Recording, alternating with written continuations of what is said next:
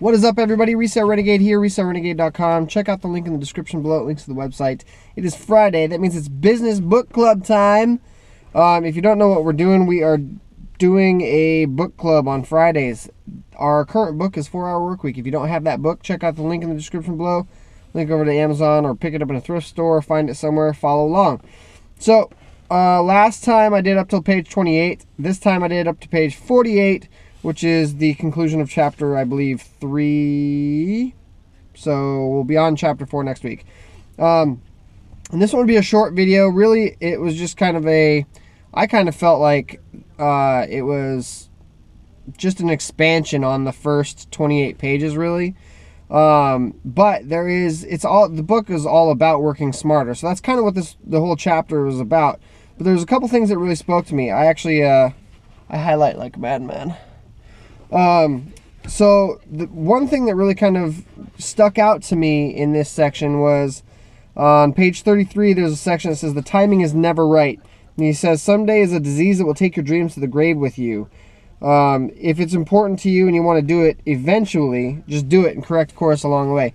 And I believe that's a really important concept to grasp, because a lot of people have ideas or have things that they want to do, or have directions their business want, or they want their business to go, or something like that, and they don't do it. It's always, they put it off. It's always just a someday. And I think it's Tony Robbins that says a road called someday leads to a town called never, something like that.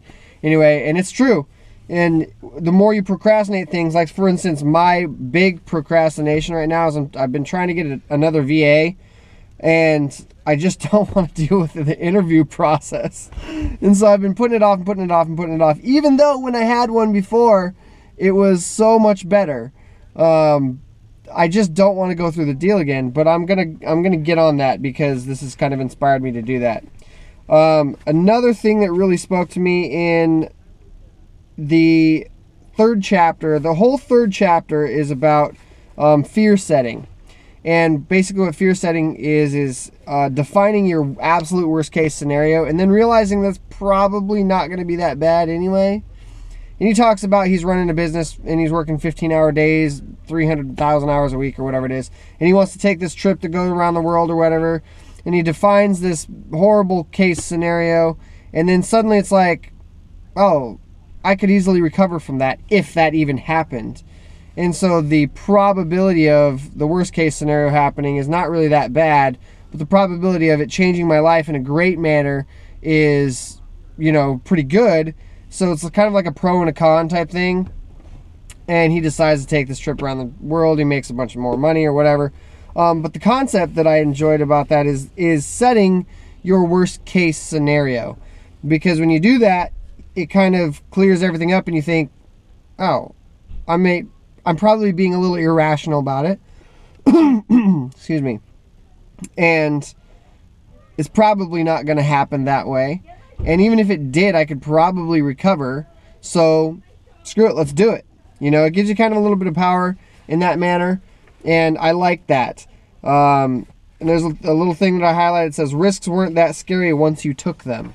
And that seems to be true, actually. And I've kind of noticed that. It's not something that's the top of my mind, but it's something you realize once you think about it.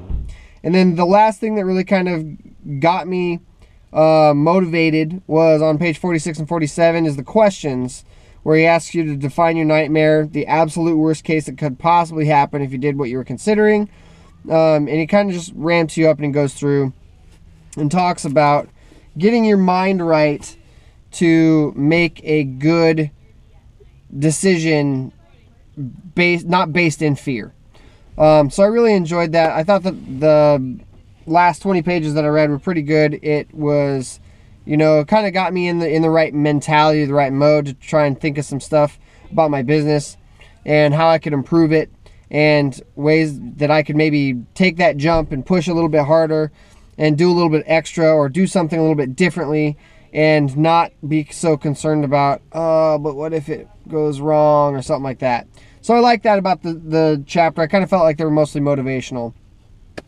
So yeah, that's what I thought of the next 20 pages. We're up to page 48. Next week will be 48 through however much I read. Probably another 2 chapters. But yeah, let me know what you thought. If you're following along or whatever, post a comment in the description or in the comment section below. Or if you want to post a video comment, that'd be cool too. As always, guys, I appreciate you watching. Thank you for watching, subscribing, supporting. We'll see you guys next week. If you liked the video, please like, favorite, comment, and subscribe. And again, thanks for watching.